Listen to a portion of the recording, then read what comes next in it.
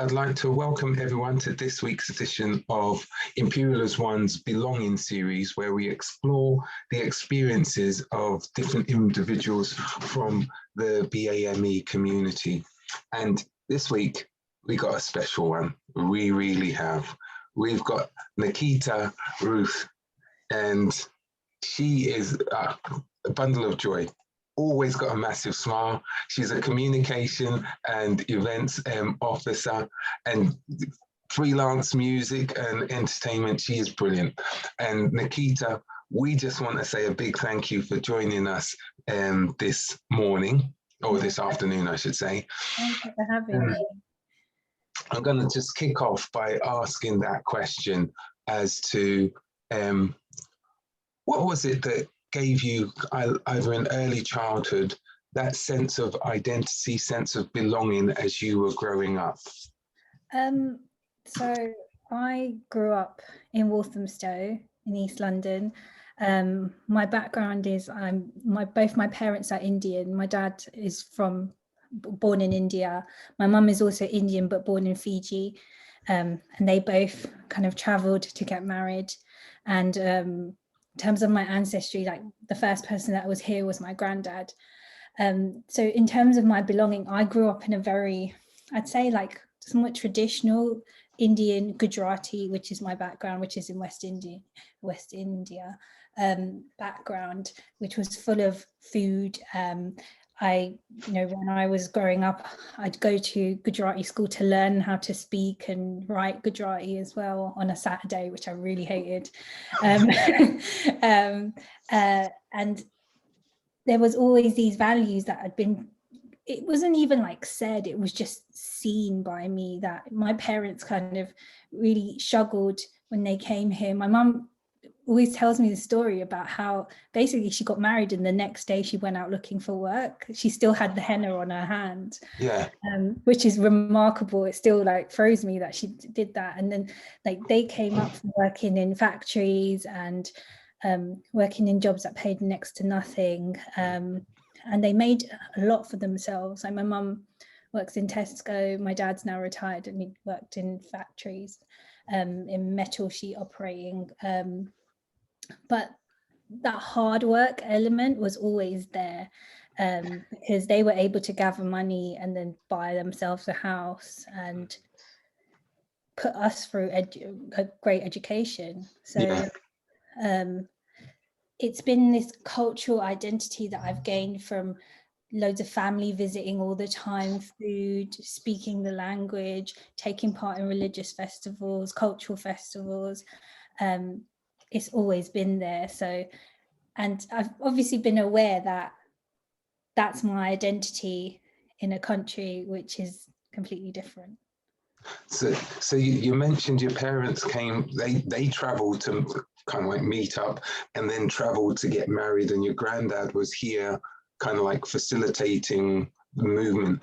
As many of your relatives and stuff in this country, an extended family, how did all of that link into your identity, your sense of belonging, going to the temple, etc.? How did that all link into seeing your position?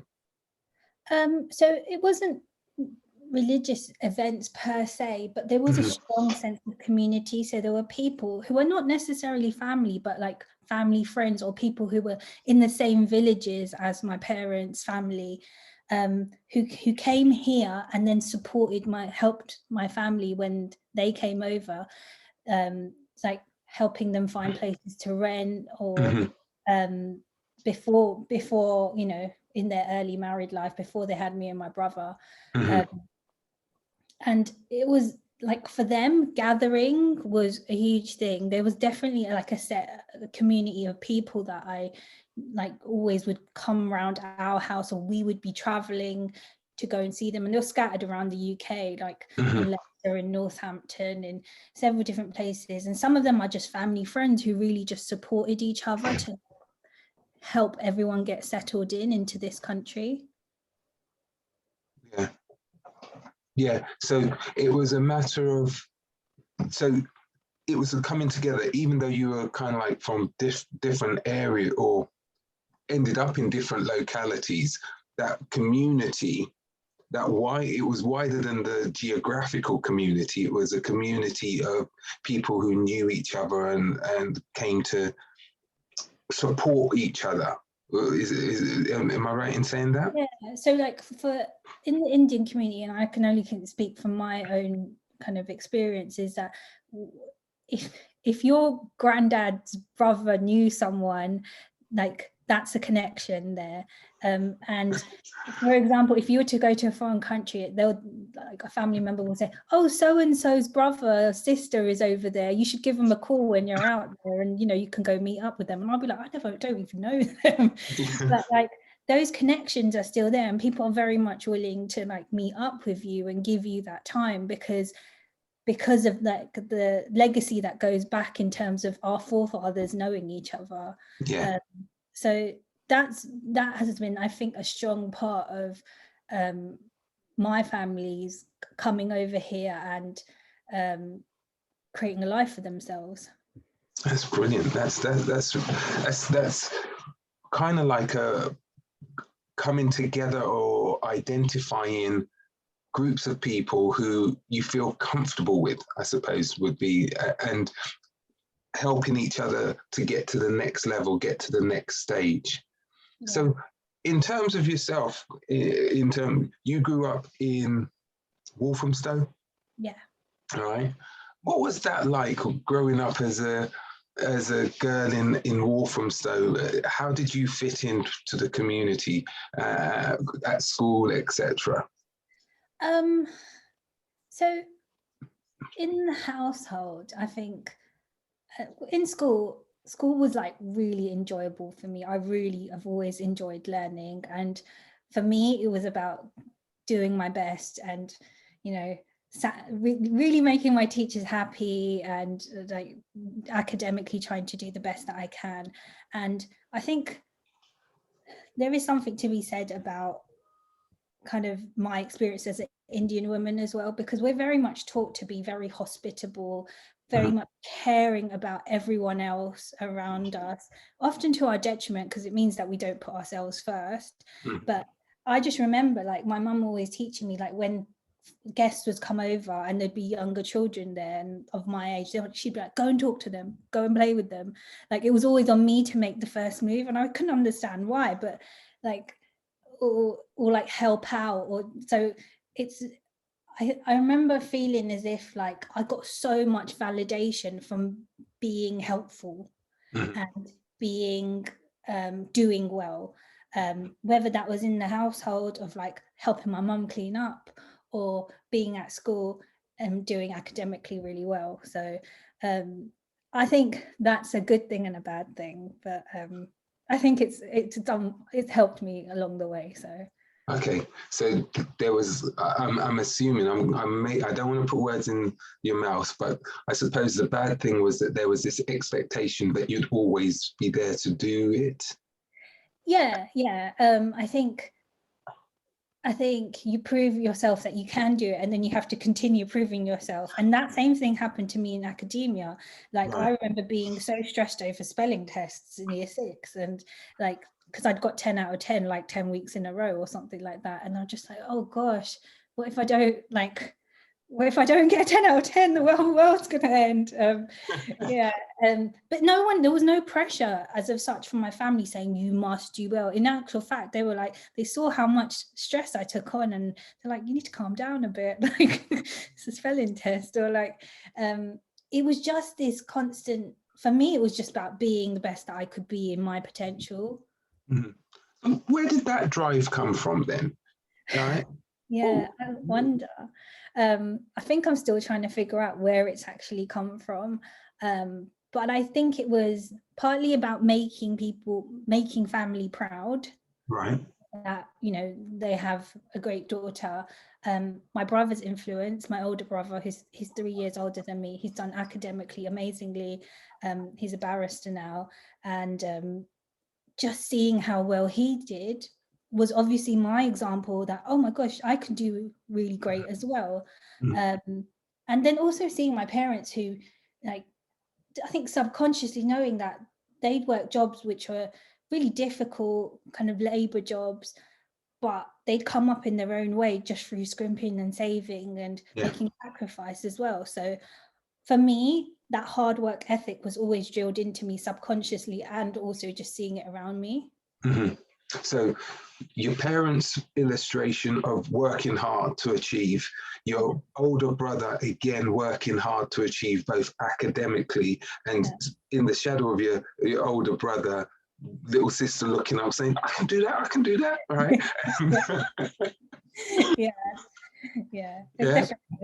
Definitely there, like in a good way, but obviously, like, it was something for me that I was just like, I've got to keep going, I've got to do this, like to me, because he was my sibling, so he was my equal in the, you know, so I was just like, okay, I guess I have to do as well as he's doing.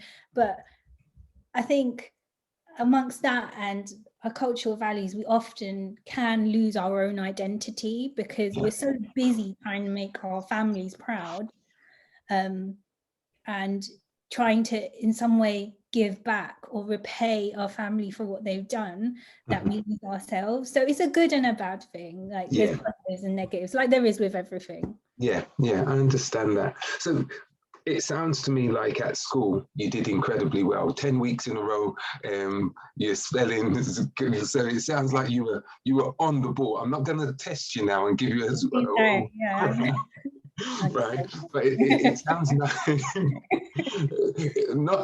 it wasn't just that you were doing well. It sounds like you enjoyed the experience of school.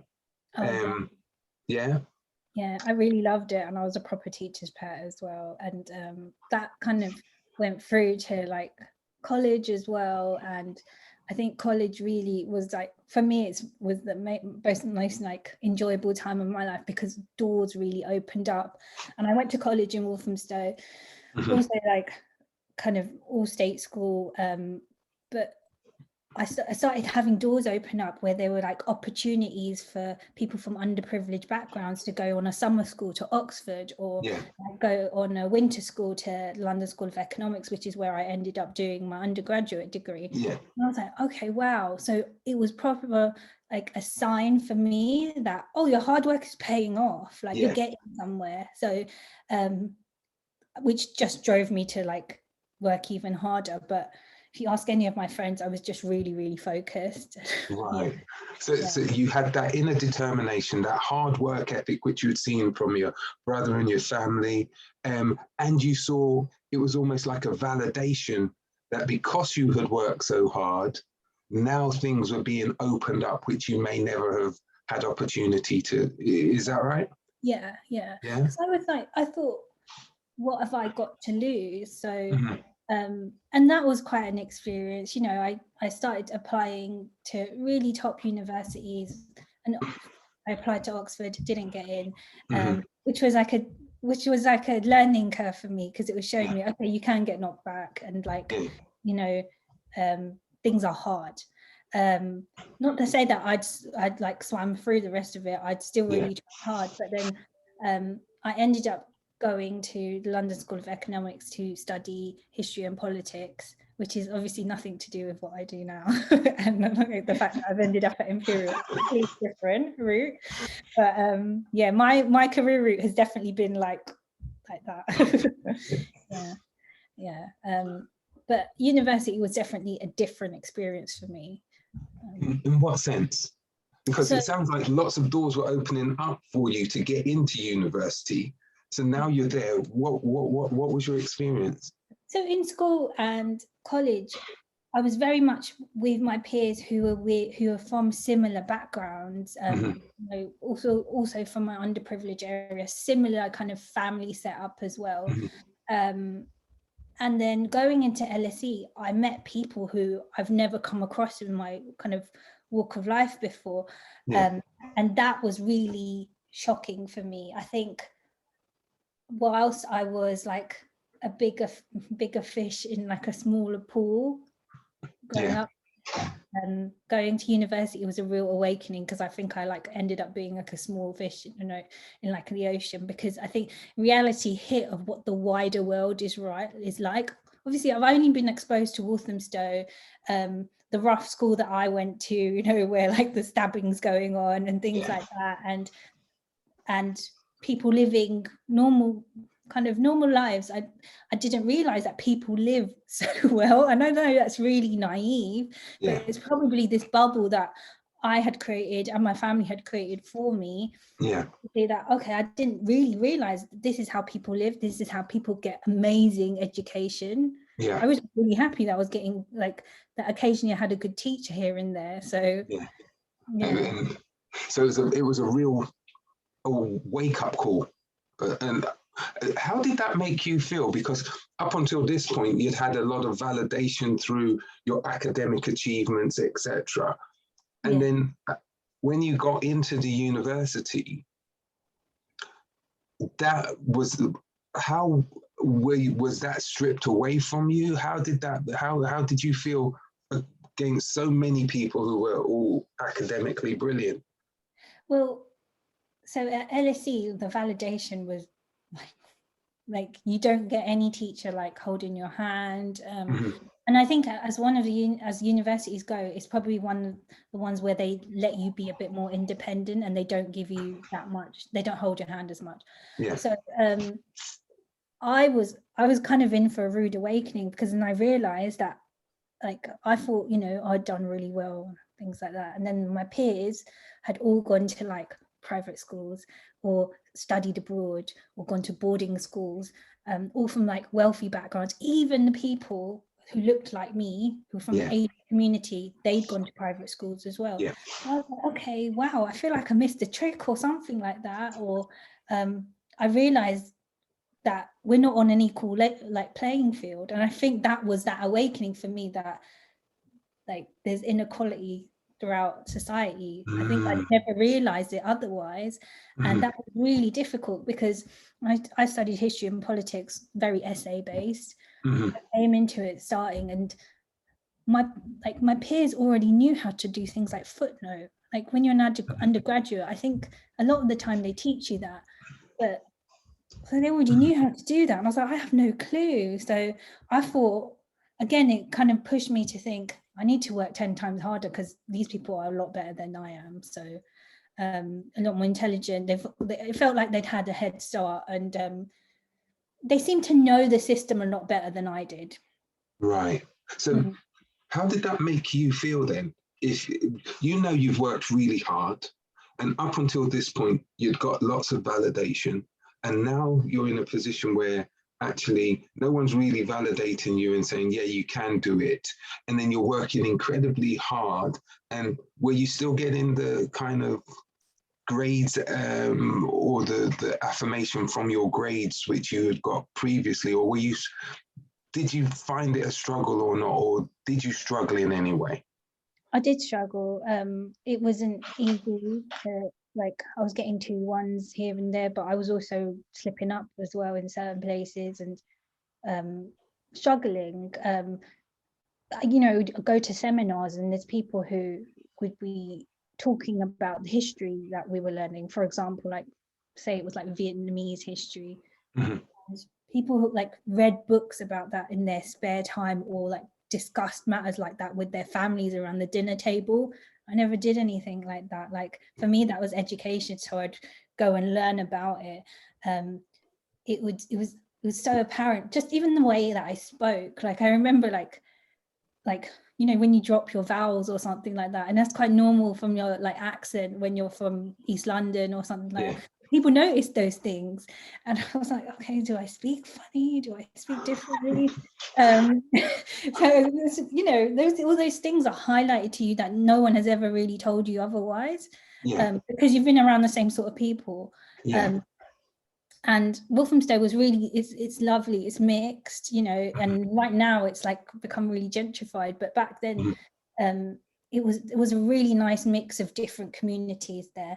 So there wasn't this feeling like there wasn't ever a feeling of like racial difference or anything like that. And even in LSE, it was just a lot of overseas students who'd have had impeccable education. So I did struggle, and I remember it really hit me, probably my worst in the second year of university. And I remember going through a really tough time and thinking, wow, I'd never dealt with struggle like that before, because it really affected my mental health. And to me, there was no option of like, oh, do you look for help? I didn't realize that that's what you do. I thought, oh, that's for people who really hit rock bottom. I didn't probably realize that I was down on a downward slope anyway. So I'm just intrigued, if you don't mind. No, it's fine. What kind of support did you then get? If you didn't seek any help, how did you, I'm not going to say pull yourself up, what support mechanism was there for you?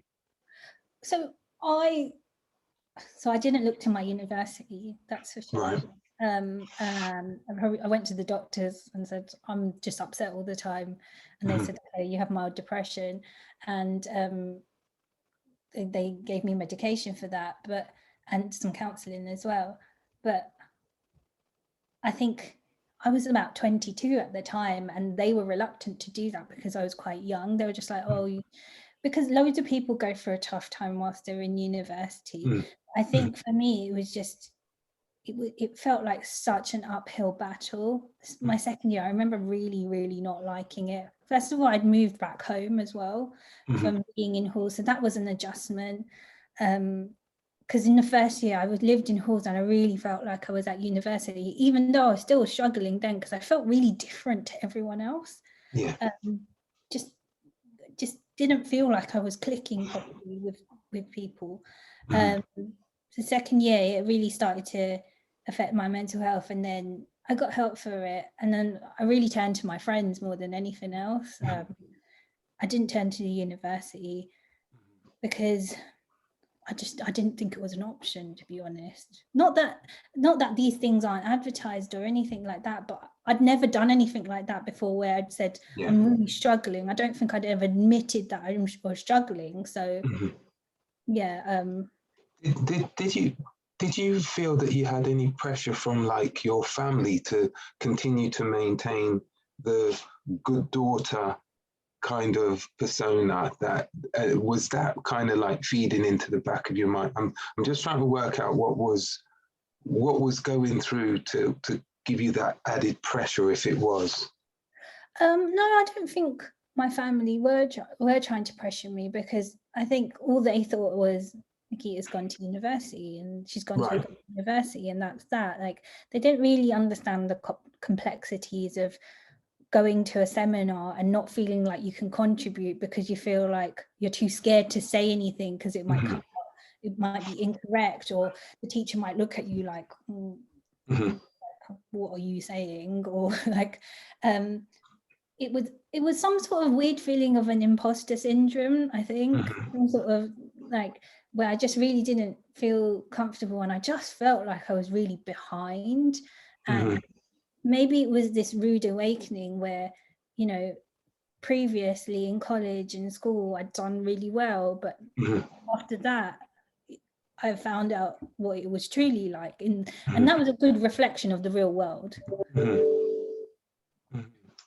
That's really, really interesting, because it's the universities are supposed to have those support mechanisms. You should feel that you should be able to go to your tutors. Were there any other societies? You said that you went to your friends. How did your friends help you then how did your friends help you to cope and kind of like get a balance? Weirdly enough, I think a lot of my friends were going through similar things because we're all from similar backgrounds. So yeah, so like we're all from like a lot of my friends are from either from East London or North East London, and we've all gone through similar backgrounds of like coming up in the state school. And then I saw a lot of, we all kind of like at some point in our university life hit a point where we were really down and really struggling. And I don't know whether that's the education system itself or just the sheer kind of going through a degree, or because I think that's probably common in whether you go through a postgraduate degree, whether you do a PhD or anything like that, that can really test your mental health. So we all kind of understood that we were really struggling, but it all happened at different points. And the thing is, like, I do think I definitely have created a friendship group who are kind of like my second family. Right, right. And they were there with you. They were going through the same kind of experience. Similar things, Yeah. And so the support that each of you gave each other was what helped you to go through the process. Yeah. Yeah.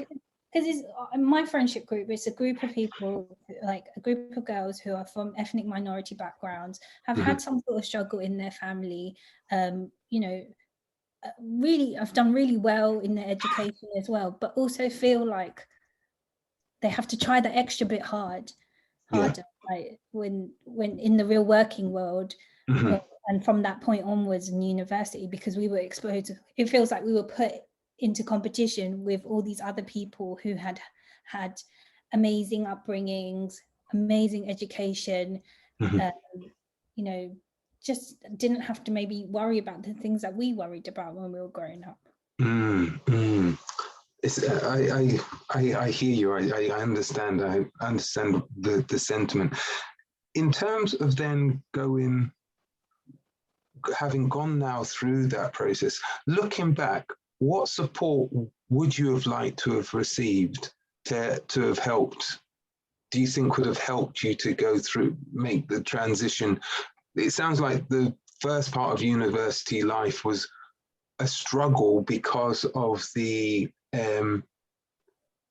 such a class. Is it a class difference? Was that the main reason? So what kind of things, I'm assuming apart from your brother, both your brother and yourself were the first in generation to go to university. Yeah, that's right. So what kind of helper kit or starter pack do you think would have been useful for you to have had to prepare you for what you were likely to experience at university? Well, that's a really good question, Wayne. I don't know, because I don't know how. I just think probably at the time, mental health wasn't like spoken about like it is now. Yeah. I think probably students hopefully feel a bit more, they feel a bit more encouraged to seek support when they need it. But back then, I don't really remember anything being spoken about, or I think I don't even know how to answer that question, if I'm honest. I don't know. Yeah, I don't know how they could have helped me, because at that point, when you're in an institution like that, you're all treated the same, and it doesn't matter what background that you've come from. So, but I think maybe support services are different to what they were back then, and I think had that been encouraged a bit more, I would have, had that been so much more apparent to me, I might have actually asked for help. Right. So it was, I suppose part of the issue was you didn't feel that you could go to the university and ask for help, potentially. Yeah. Yeah. And the university, well, yeah. Okay. I'm not gonna go over anymore, but that's really a fascinating insight, because I think too often we don't think about how our backgrounds, and when we go into a new situation, how those things can really affect us. And as you said, to give us that idea of, well, should I really be here? Am I really clever enough to be here? And all of those things which then come into feeding into, I don't know, I shouldn't be here. And it just compounds itself. Yeah. So. And I think on the mental health side, for sure, I think it's also the fact that culturally, it's not, in an ethnic minority culture, we don't really talk about mental health.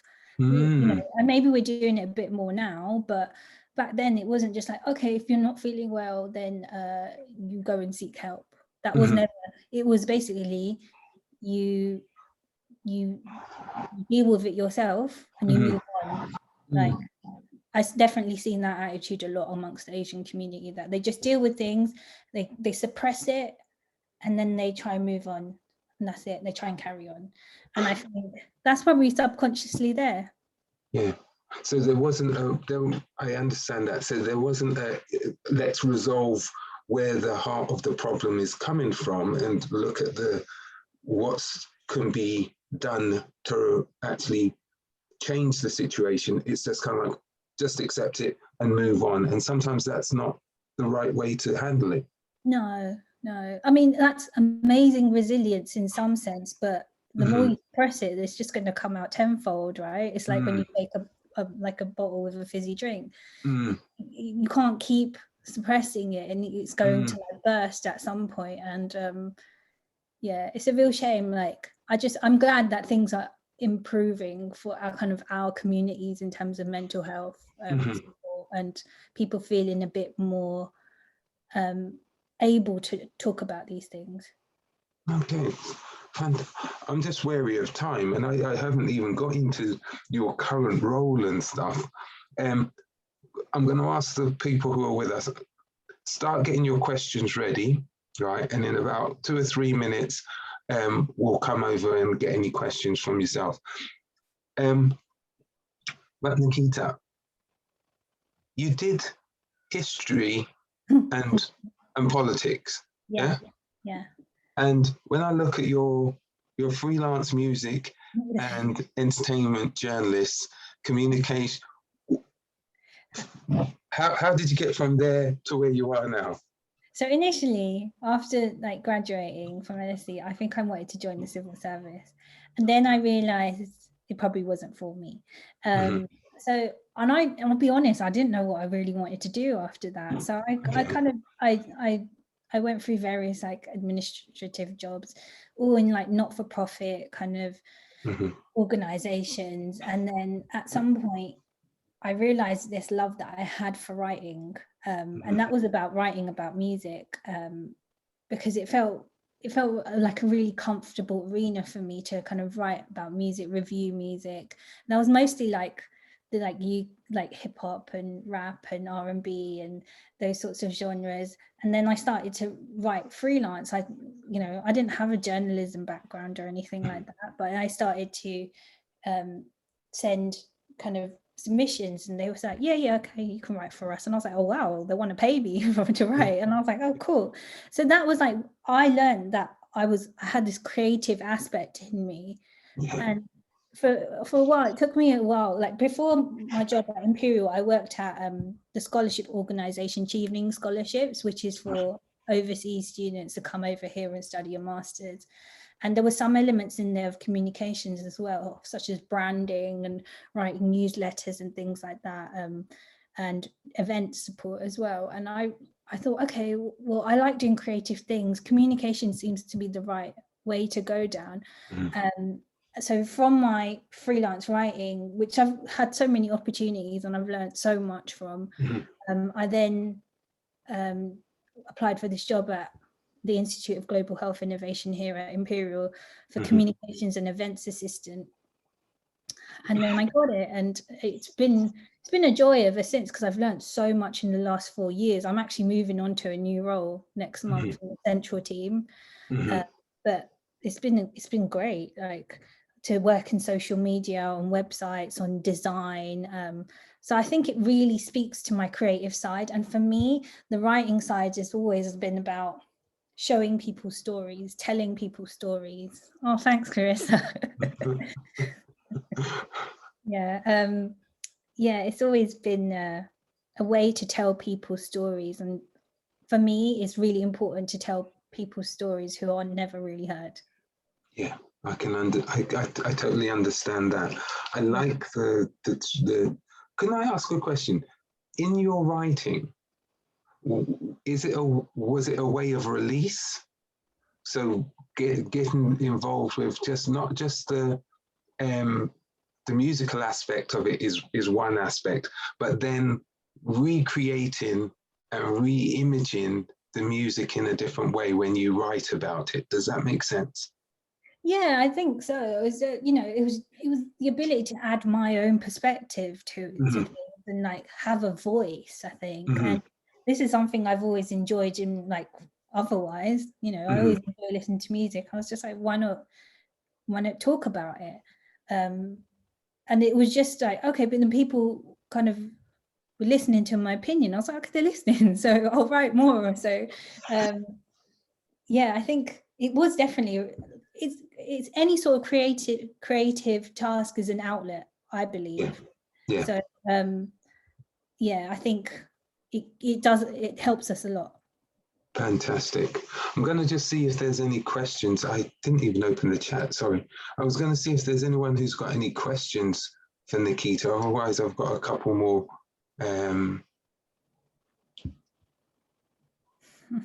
Right, Clarissa. Do you want to ask the question, or should I? I'm sorry. Yeah, I didn't realise I could come. Yeah, what's your plans for the future, if you have any? Oh, well, so I'm starting a new role in September, where I'll be joining the central team at Imperial, where I'd be working on communications with staff and students. And to me, that is really right up my street, because I've always wanted to support this idea of community, and kind of also just giving a voice to people. And it also enables me to work on a lot of campaigns, such as Black History Month, Disability History Month, different like EDI campaigns as well. And that's always been, like with Clarissa, I've been working on some nice EDI opportunities at IGHI as well, but I think this opportunity gives me a chance to take that further. And then beyond that, I mean, I see myself staying in communications, but just getting more and more focused on people. Like people-based communications is what I want to do, and telling people stories who are never really heard, or will make someone else feel like, oh, they're going through the same thing as I am.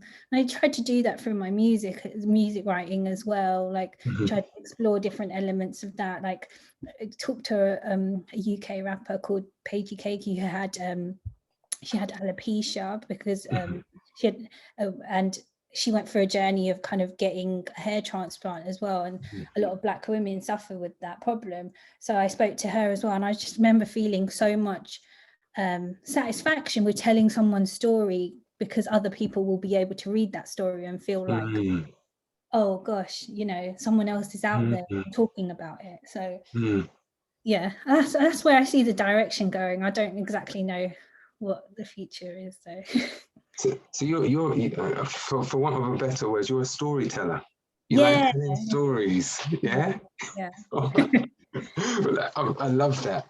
Chris, I believe you've got a question. Would you like to ask your question? Hello, can you hear me? Yes, we can. Hey, just had a quick question for you, Nikita. Sorry, there's probably got quite a bit of howling here.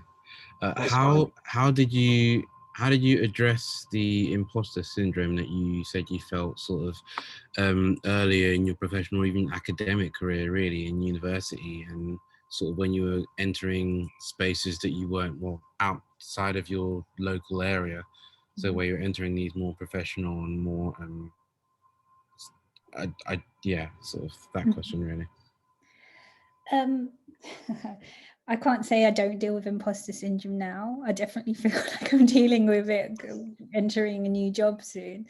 But I think I've dealt with it by telling myself, what's the harm in trying? What's the worst that's going to happen if I don't try and enter a space that I don't feel like I'm familiar with? And that has it's kind of just like looking to what's the worst case scenario. Okay, for example, if I were to put myself forward for an opportunity which I think is completely way out of my league, if I don't get it, I don't get it. That's the worst that's going to happen. That's not the direction that I'm supposed to take. It's somewhere else. I think it's becoming comfortable with failure or knockbacks, which actually indirectly makes you more confident. And I think that's what imposter syndrome is, like actually believing your own worth, isn't it? And actually thinking, yeah, I'm supposed to be here. I have every right to be here. But if we take more risks, I think we start to see that we're putting ourselves forward. I think the worst thing with imposter syndrome is just like being frozen because, you know, you're too scared to do anything, or you're just like, oh, I don't think I'm meant for that. So for me, it's been like, yeah, putting myself forward and thinking, okay, if the worst case scenario here is I don't get this opportunity, and that's that. And if I don't, there's something else. Okay. I did have a bit of a follow-up question to that. Go ahead. It was just that. Secondly, if you could sort of tell your 20-year-old self one thing, like, what would it be? What advice would you give yourself? Oh, I'd probably give her a hug for one, and I'd probably just tell her that I think I probably wasn't prepare her for the real world. There's no preparing that you can actually do until you actually get there, but you can tell yourself that the big wide world is a bit different to what you've kind of been raised with, and